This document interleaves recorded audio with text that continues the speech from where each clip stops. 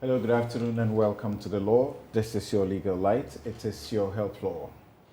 A lawyer has fourfold duties: a duty to his clients or her clients, a duty to the court, duty to the profession, and duty to the public.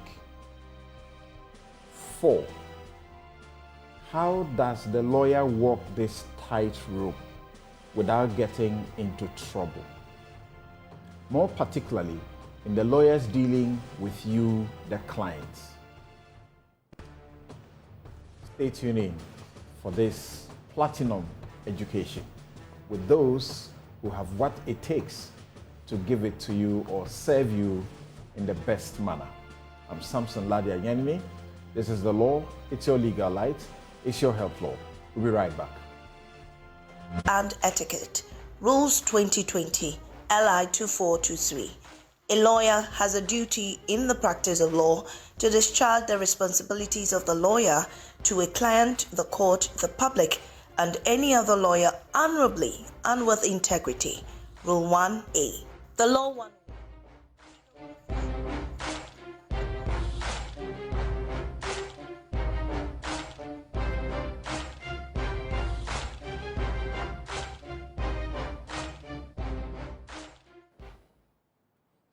You're welcome back.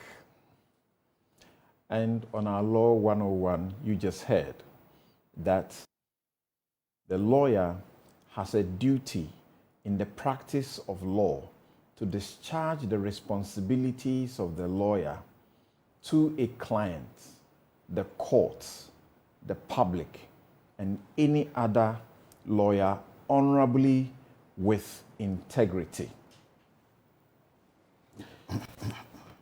Let's meet my guest for this morning. This afternoon, Barima Nana Yao Kodie Opong. He's director of the Ghana School of Law. He's also an author of legal texts.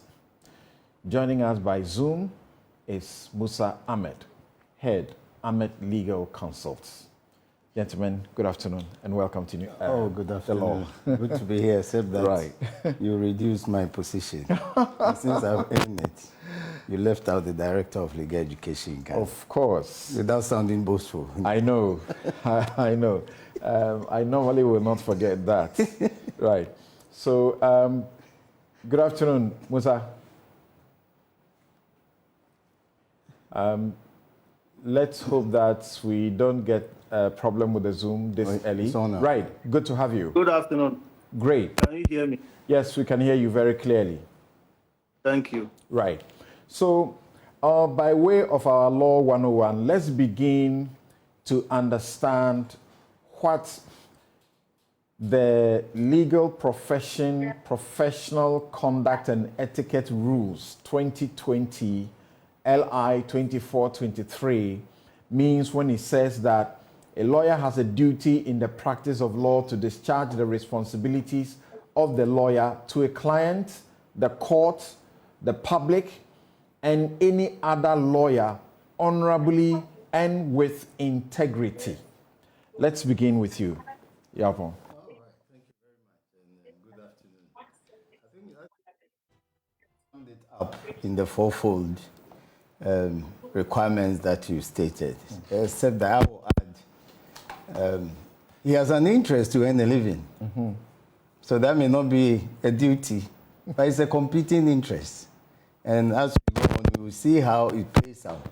But above all that, all the four or the 4.5, as I may call it, like the one I added, is the duty to the court. And that duty implies... This is your health law. And just a while ago, Barima Nanayao Kodie Opong, he was about sharing with us what it means as far as the rule that we have just read is concerned. And he wanted to focus on the lawyer's duty to the court. Yes. Yes, so just to highlight the fact that this is not something that is just contained in an LI. It has actually been interpreted and applied in a case. And then I think I made mention of Amidu versus Attorney General, Waterville Holdings and Woyomi, where Justice Doche, highlighting a lawyer's duty to the court vis-a-vis the competing interests or duty of his client. Says that even though the role of counsel in representing his client is mainly to ensure that his client gets the best of legal representation within the scope of his instructions, there is a corresponding duty on counsel to ensure that his conduct is within the framework of standards of professional etiquette and conduct for lawyers as stipulated in rules made for that purpose as contained in Section 23 of the Legal Profession Act 1960 Act 32.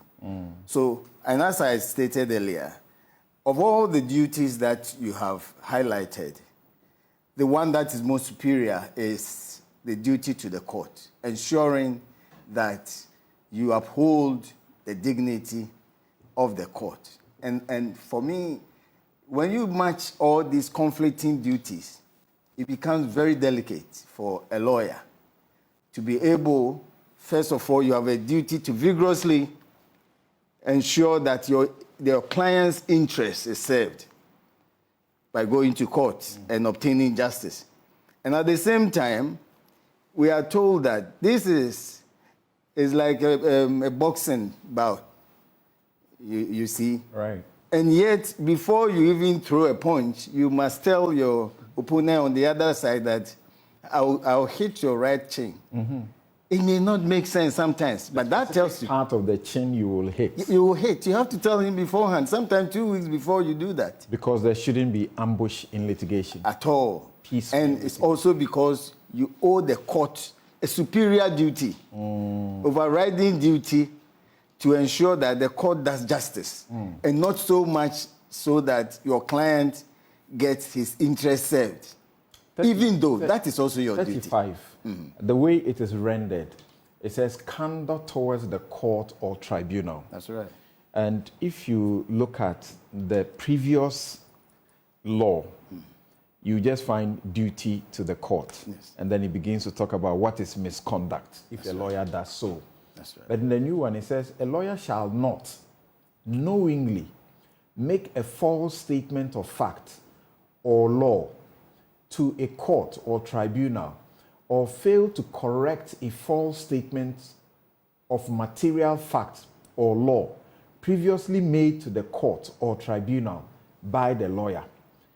A lawyer shall not knowingly fail to disclose to the court or tribunal legal authority known to the lawyer to be directly adverse to the position of the client and not disclosed by the opposing counsel. Or a lawyer shall not knowingly offer evidence that the lawyer knows to be false. Yes. So that is how this profession called the legal profession. It's like you're acting against yourself and your client. It's so unique and has led people to think that it's the only profession, but then that's another matter. Because originally, it was around the level of priesthood, and that is why we don't have graduation. We have a call to the bar, because it's a calling, the same way that people are called to become priests. So the foremost duty or interest is not to have even earn a living, right, by all means, but you are to serve the public, serve the court, even your colleague lawyer on the other side. You must not be rude to your colleague lawyer on the other side. Right. And even the parties, there are certain, that is why, as you know, even when you are asking a party, a witness, a question, that question is asked in the name of the court. Right. And that is why you cannot be rude to the person in the witness box who is your opponent. Sometimes you see how, even in matrimonial cases, how acrimonious the parties are. And yet, you, the lawyer, you are not to be acrimonious towards that person. And when it comes to communication, the rule says you are not supposed to be used provocative language. That's right. And you are not supposed to be discourteous to the client. That is very important. And if you do, it is a violation of the rules. But we see sometimes as humans, even against our colleague lawyers, you see that play out all the time. But that is why a program like this is very important to remind ourselves over and over again that as difficult and delicate as it may be, there are still rules that bind us.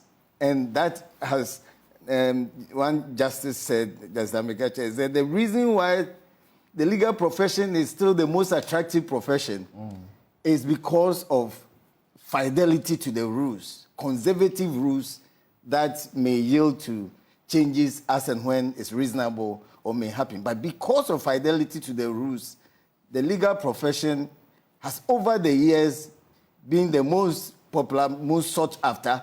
And of course, where I sit, I know that if all Ghanaians were to qualify to do law, they will happily enter the Ghana School of Law to become lawyers. It's all because we have made it very attractive by sticking strictly to the rules as much as possible. But as I say, it is not as easy as that. And because you just focused on the lawyer's fidelity to the court, I'll just read a few more portions in that particular duty, so that if you may make a brief comment before I go to Musa Ahmed. It says, where a lawyer, the client of the lawyer, or a witness called by the lawyer, offers material evidence, and the lawyer becomes aware of the inaccuracy of the material evidence, it should take reasonable remedial measures, including, if necessary, disclosure to the court or tribunal. A lawyer may refuse to offer evidence that he believes is fake, other than the testimony of an accused in a criminal matter. A lawyer who represents a client in an adjudicative proceeding and who knows that a person intends to engage, is engaging, or has engaged in criminal or fraudulent conduct related to the proceeding shall take reasonable remedial measures, including, if necessary, disclosure to the court or tribunal. The duties stated in this rule continue to the conclusion of the proceedings and apply even if compliance requires disclosure of information otherwise protected by law. A lawyer shall, in an ex parte proceeding, inform the court or tribunal of a material known to the lawyer that shall enable the tribunal to make an informed decision whether or not the fact is adverse to the case of the lawyer. Yes, so that's what I keep saying, that what makes this profession unique. In one case, you have a lawyer-client privilege where you are generally not permitted to disclose, that is, not to violate the rule on confidentiality. Just like the priest and the parishioner. Yes. You are not supposed to generally disclose information that you have received in the course of the performance of your legal service to a client without his consent or approval. And yet, there is a corresponding overriding principle, rule, that where non-disclosure will disable the court from doing justice, even against your client, you have violated this rule. And the violation, to the court. You have to disclose it to the court, and by so doing, to your colleague on the other side. Sometimes, when you put all together, you may think that, to all due respect, it doesn't make sense. But that is the nature of the profession. That is why your fidelity to the court overrides all the other duties and the interest to make a living that are added to it. That makes the law very unique. The part where it says a lawyer shall in ex parte proceedings inform the court or the tribunal even about, evidence or facts that are adverse to the lawyer's case. What does that mean? Yes, so, when you, ex parte means you, for some reason, because of urgency and other reasons, you went to the court without serving or giving notice to the other side that this is what I'm going to get against your client. When you go, and indeed, this duty is not imposed on lawyers alone, on judges as well. You remember, the current Chief Justice did a case. And when the one side was presented to her, she looked at it and said, no, sitting as a judge, I have to inquire into what the other party, if the person was served or was willing to contest, would have said, and dismiss the case. And the Supreme Court had to commend her in a subsequent appeal in relation. Long time ago, I appeared before her on an ex parte matter. And she said, I won't listen to you. Bring the other people in. Put them on notice. Until you do that, I won't listen to you. So this is what it means, that even you, the lawyer, must disclose to the court, my lady or my lord, this is the other side of the matter. Where the law even allows you that you can go alone. You can go alone. Without informing the other side.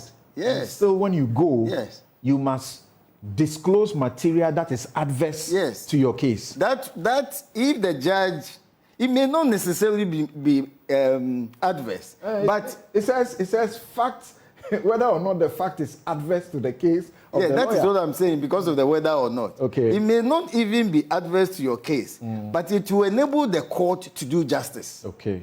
Whether it goes against you or not. And it's more difficult in criminal cases, the aspect that you read. Right. That the person has confided in you, oh, lawyer, I committed the crime. What do we do? You cannot go to court and say something else. And when he gets to the court and says that I wasn't even there, but he had already told you he was there, he committed the crime. What do you do as a lawyer?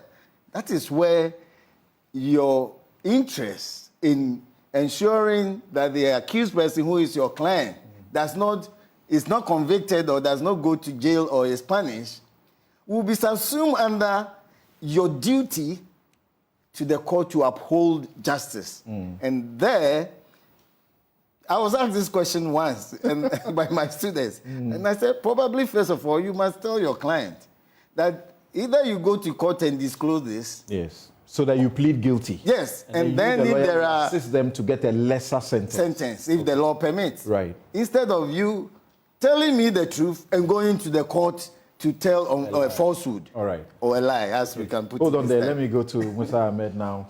And yes, so the first rule that we read is actually the interpretation of the rule. And it says a lawyer has a duty in the practice of the law to discharge the responsibilities of the lawyer to a client, the court, the public, and any other lawyer honorably and with integrity. Rule 1A. What's your comment about it?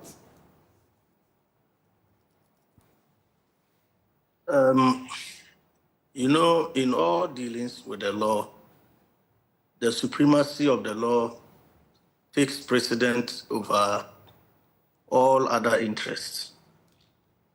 And this is one such example of the law being considered supreme. As lawyers, we are human beings. We are bound to make mistakes or commit infractions. Now, because we have a duty towards the court, the public, the law itself, and to the profession, there has to be extra legal requirements, rules, regulations, or if you like, law to regulate our conduct as lawyers who are human beings, so that the highest form of integrity that is expected of us as lawyers and at the same time as human beings can be measured against the law and can be also measured against the functions or the important functions we perform in society. If you look at the profession of law, when a person comes to you with an issue, he sees you, if you like, second to God. And he thinks that his problems can be solved. Now that trust, that fiduciary relationship that is created between you and the person should not diminish at any point in time in the course of your dealings with the person. So that is why you see the law setting a high standard for legal professionals to adhere to. And as my learned brother Nana said, that duty should always guide every lawyer. And a program like this serves as a reminder of our duties to the profession. Now, there's one important point I would like to address, and which is, we keep saying the first duty of a lawyer is to the court. I have a slight reservation about that. Indeed, it is important for a lawyer, every lawyer, to have a duty to the court. But I think our first duty is to the law, not to the court. It should be to the law because the law is supreme. For instance, our Constitution. You cannot say that when the lawyer is faced with a choice between the constitutional provision and the court, he should choose the court. He has to choose the Constitution because that is the supreme law of the land. Secondly, we have lawyers who are not in private, who are not practicing before any court. They equally have a duty. And what is that duty? Their duty is to the law first. The second duty is to the public.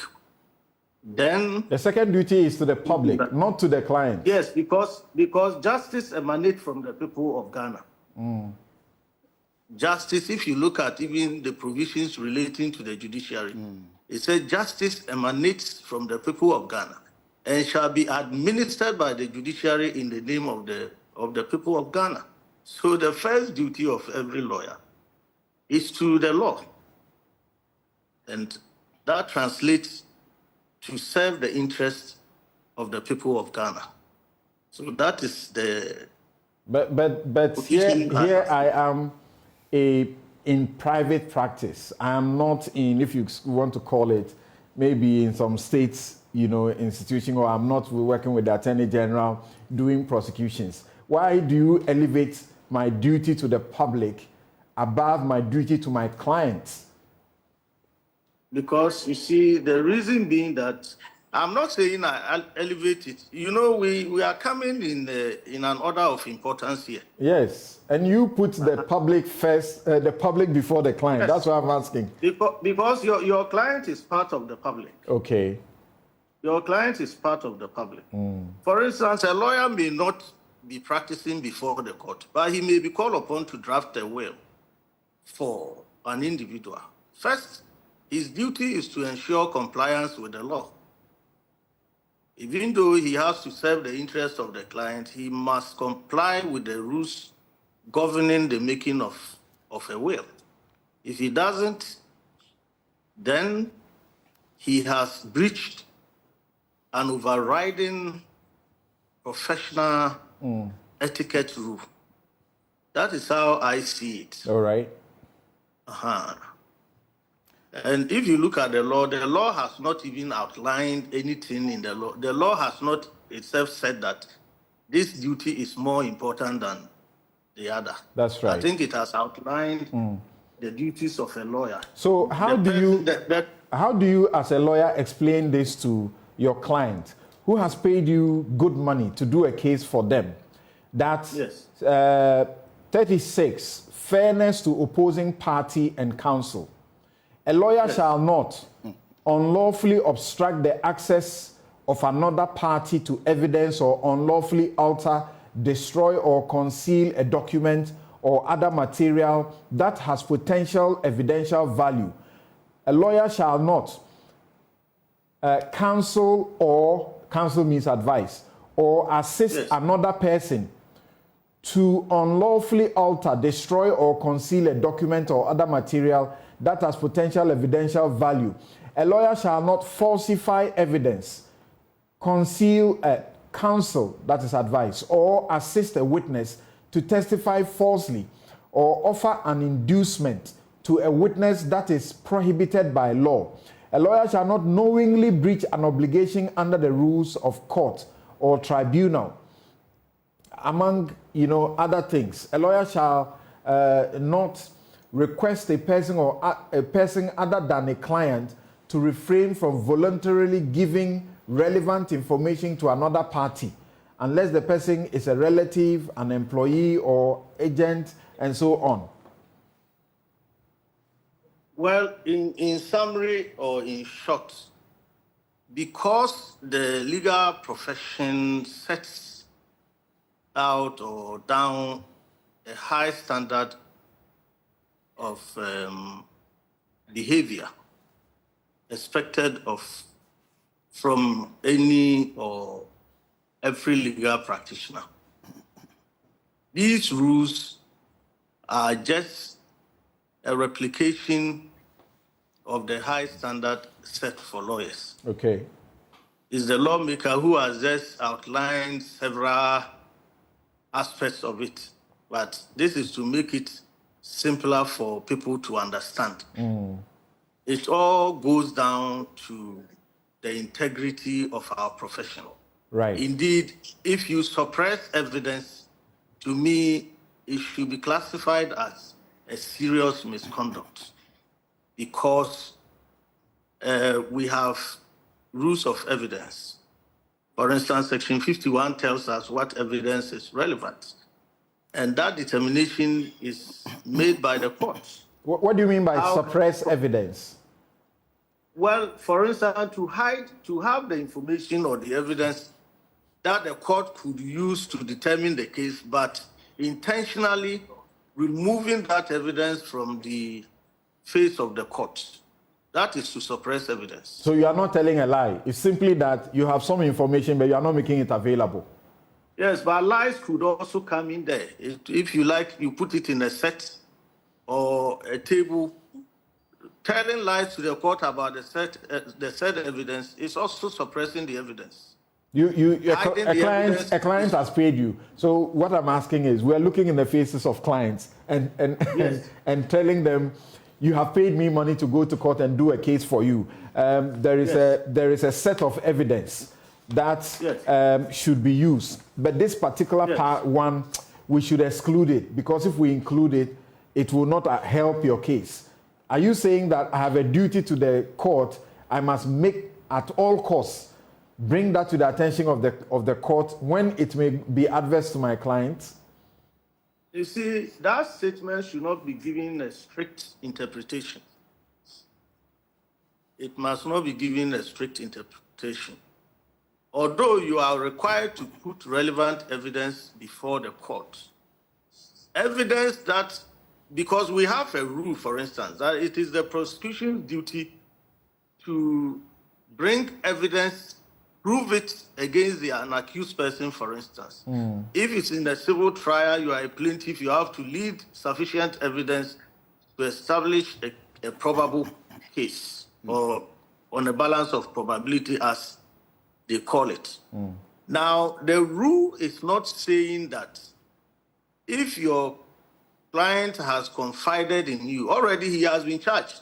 The state has their evidence. He has been charged. The defense that you have available to extricate him, if you like, you are not supposed to go out publicly telling everybody that this is the defense I have. It may be in a form of evidence.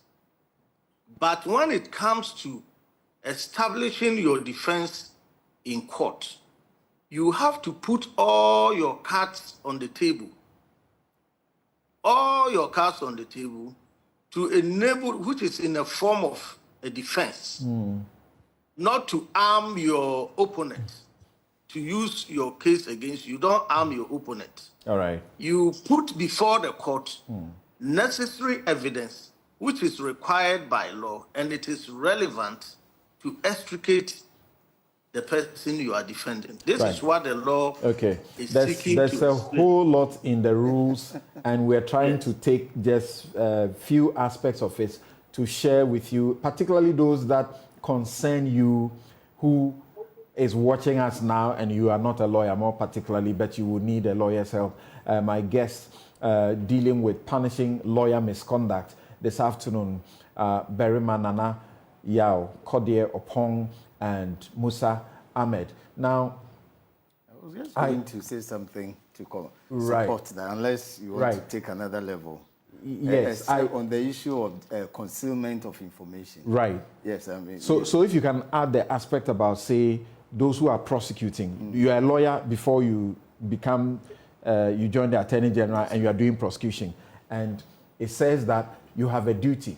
And it says that it's a special responsibility of a prosecutor that you are supposed, among others, where a prosecutor knows of new, credible, and material evidence, creating a reasonable likelihood that a convicted accused did not commit an offense of which the accused was convicted, the prosecutor shall promptly disclose that evidence to an appropriate court or authority.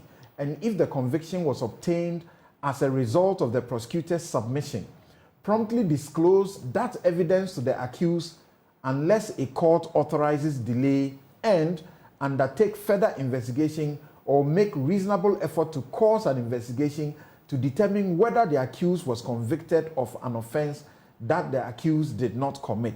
Where a prosecutor knows of clear and convincing evidence establishing that an accused in the court or tribunal of the prosecutor has been convicted of an offense that the accused did not commit, the prosecutor shall take steps to have the conviction reversed.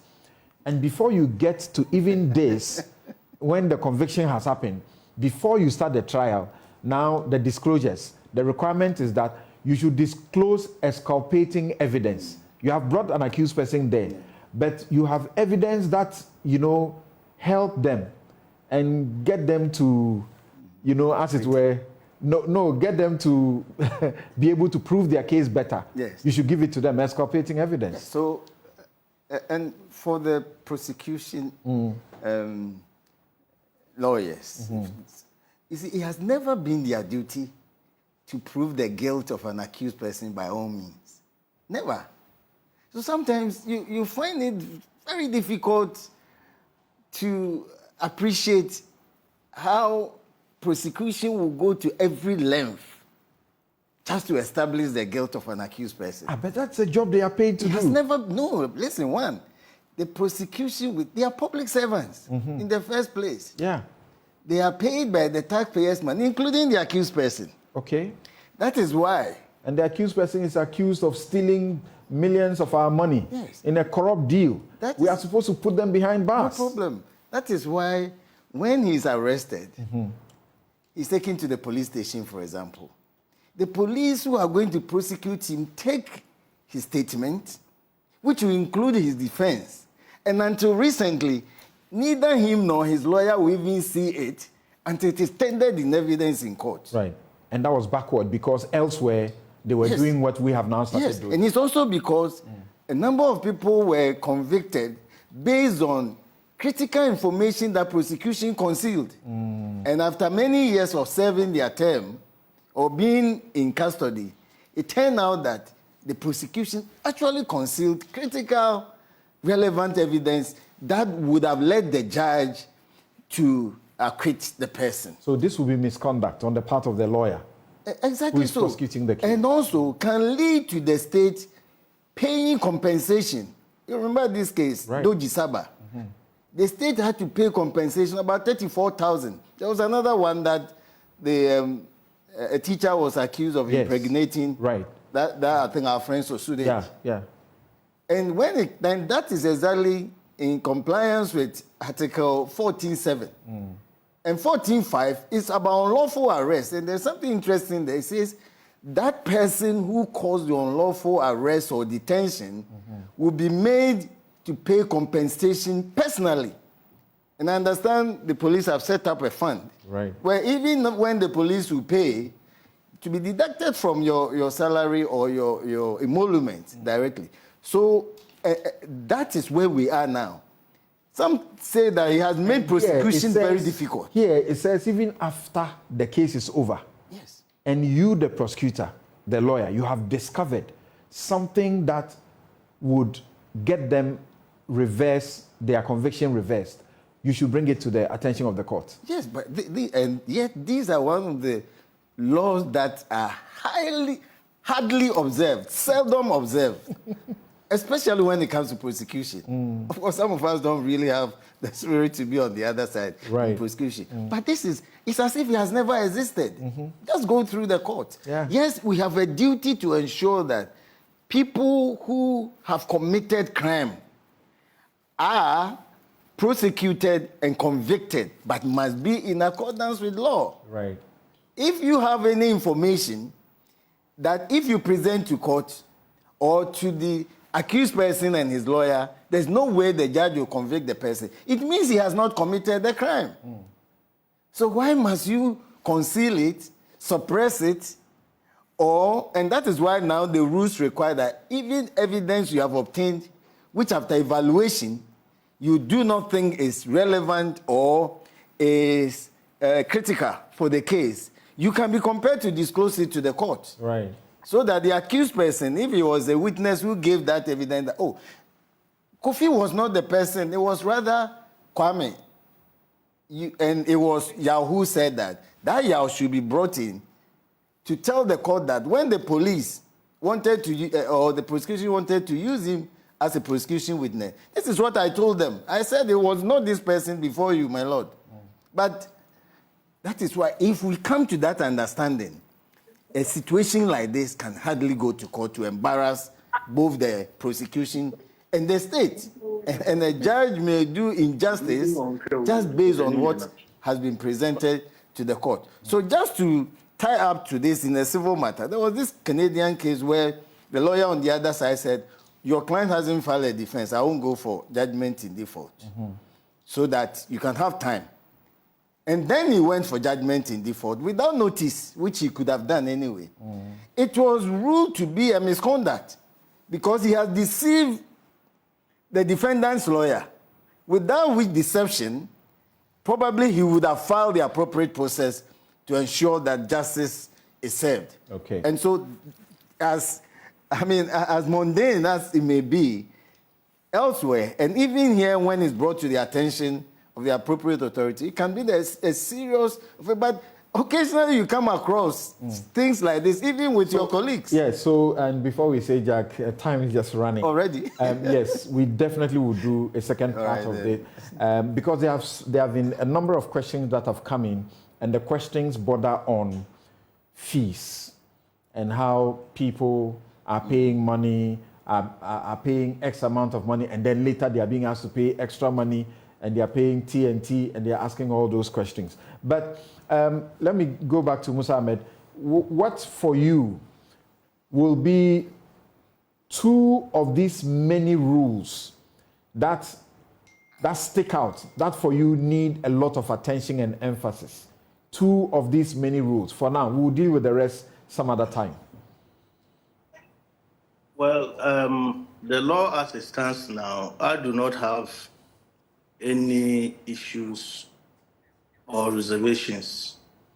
All I need is to say is that the law, as far as possible, must be simplified to, as I stated earlier, to ensure that the integrity of the law is never compromised by any person, be the person a judge, a lawyer, or an individual who is not a lawyer. No, but I was hoping that you could pick one or two of the rules. For example, the rule about failure to attend court without reasonable excuse being a misconduct, failure to advise your client to avoid litigation and rather go to settlement, all of those things.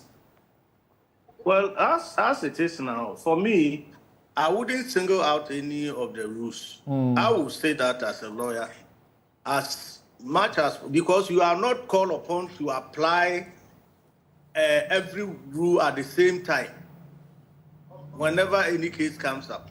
Of course, you would have to apply a selection of the rules as far as the case before you is concerned. So I would say that we should not even select any. We should abide by the standard as a whole, as yes, but yes, we want the litigant, the potential litigants, the people who want to go to lawyers, who need to attend to lawyers, to have ideas about what it is that they are supposed to know and what it is that if a lawyer does against them, they can take, what action, what step they can take. So it may be good if you pick them up. In the first place, a lawyer must be honest to the clients. That's right. You must be honest. You must tell the client the truth about his case. You should not be, because the professional conduct and etiquette rule says that you must seek the client's interest, even if it is against you, the lawyer's interest. The overriding interest, as far as your services are concerned, is the interest of the client. Right. So be honest to him, but the client must also understand that he has to put all the facts on the table for the lawyer to be able to advise him in the right direction, if you like. Rule 90 talks about improper communication. It says a lawyer commits professional misconduct if the lawyer, in the course of practice, communicates to a client, another lawyer, or any other person in a manner which is abusive, offensive, or otherwise inconsistent with the proper ethics of the professional communication from a lawyer.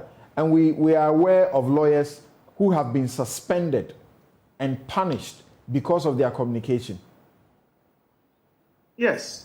You see, the standard has been set down for you in the rules, the regulations, the rules of courts, the Legal Profession Act. Right. The rules are set out so many in judgments for you as a lawyer, and you have the privilege of knowing all these rules than the individual who comes to you for your services.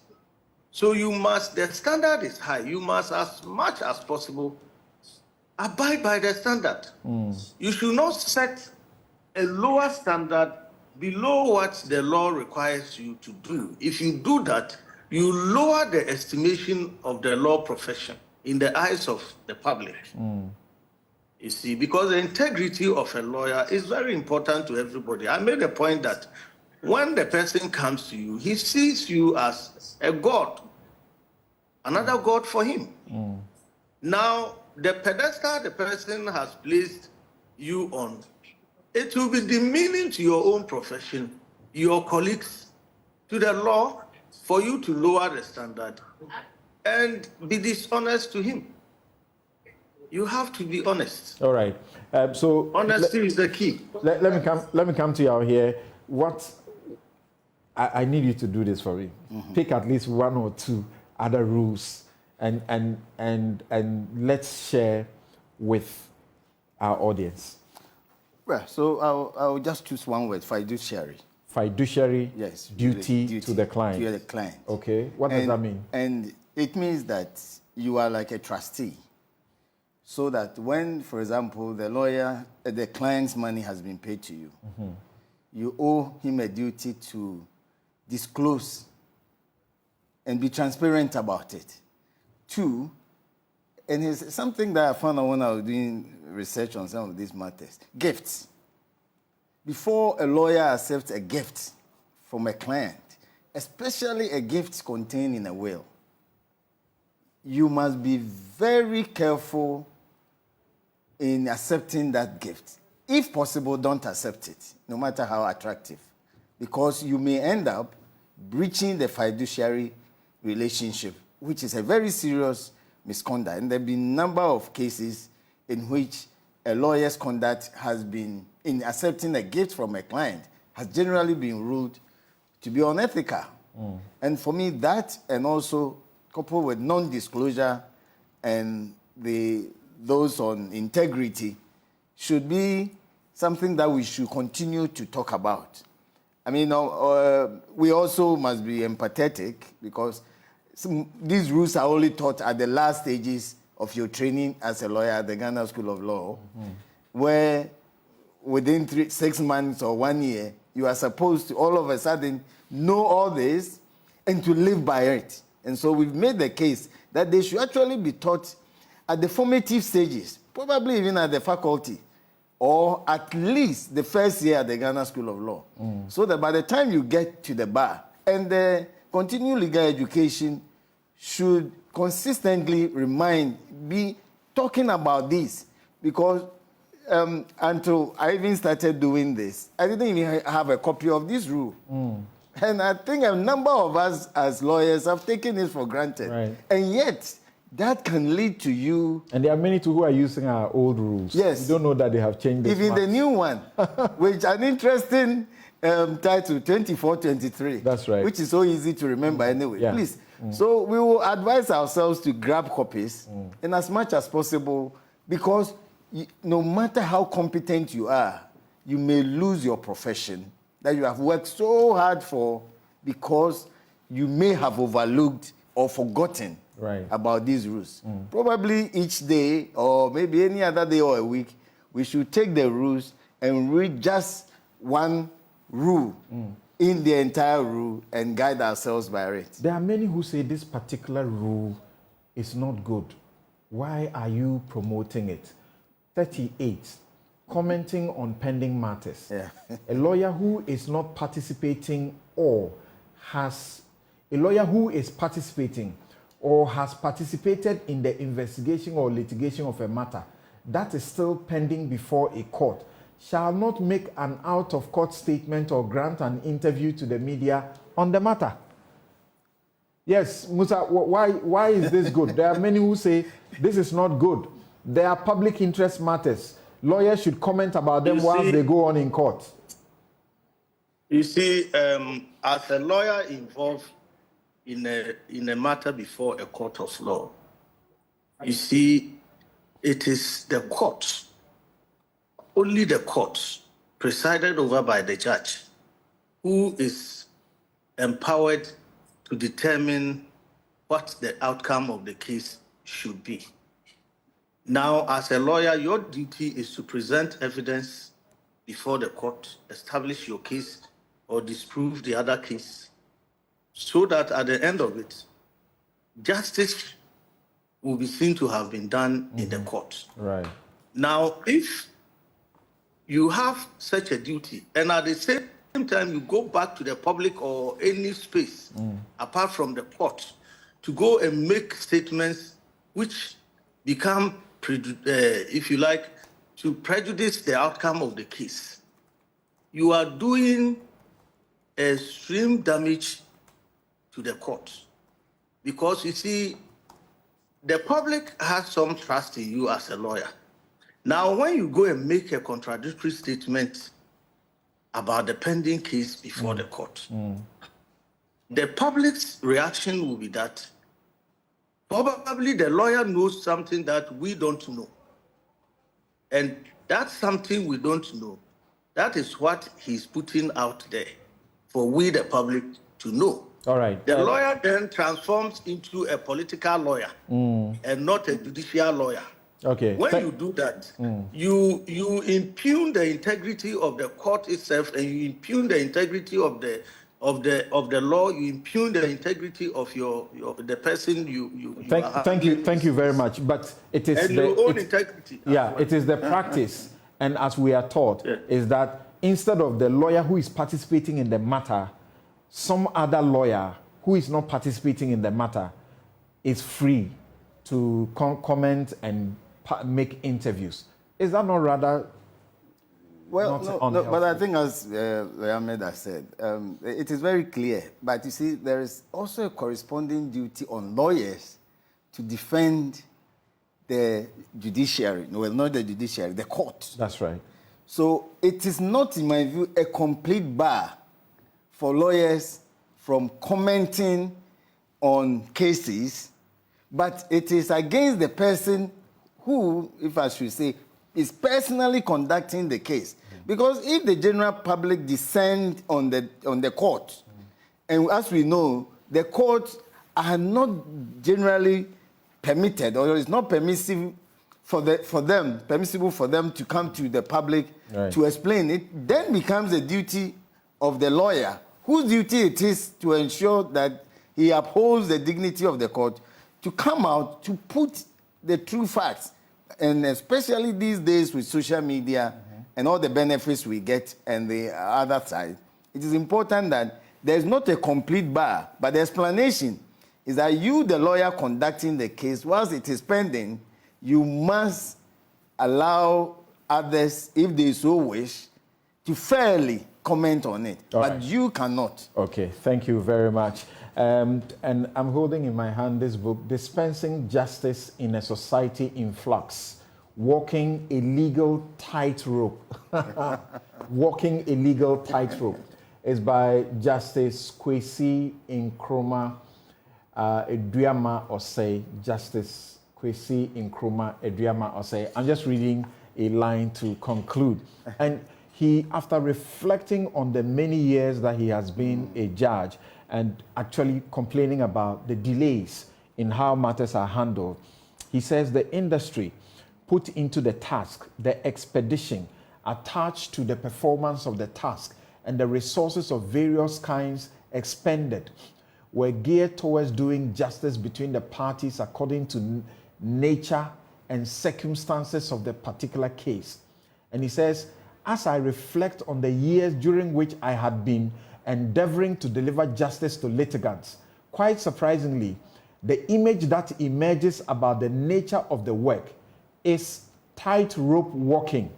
It strikes me in a figurative sense that I had been walking the tightrope all these years, and indeed that my colleagues in active service are still walking the tightrope. Like That's what we are doing. On the kakum. Walking a tightrope. Yes, on the kakum. but just one. So this is going to actually be launched on Wednesday, Thursday. the 22nd. Thursday, the 22nd. Yes, I have a copy, and yeah. it's one of the few books whose title is completely, or makes quote unquote nonsense of the saying that you cannot tell a book by its title. That's right. The title itself can tell you what the content is about. Right. And so I can assure you, well. I can assure you, we saw most of your questions about legal fees and the rest of them. There's something called overestimation of fees. You have been overcharged by a lawyer, underestimation of fees. The lawyer has charged you far less. That one too could be a problem. We will deal with these in our subsequent installment of punishing lawyer misconduct. I'm Samson, Lardy, Anyenini. This has been The Law. It's your legal light. It is your help, Lord. My guests have been Berima Nanaya Kodie Opong, who is Director, Ghana School of Law, and Musa Ahmed. He is Head, Ahmed Legal Consults. Have a good afternoon.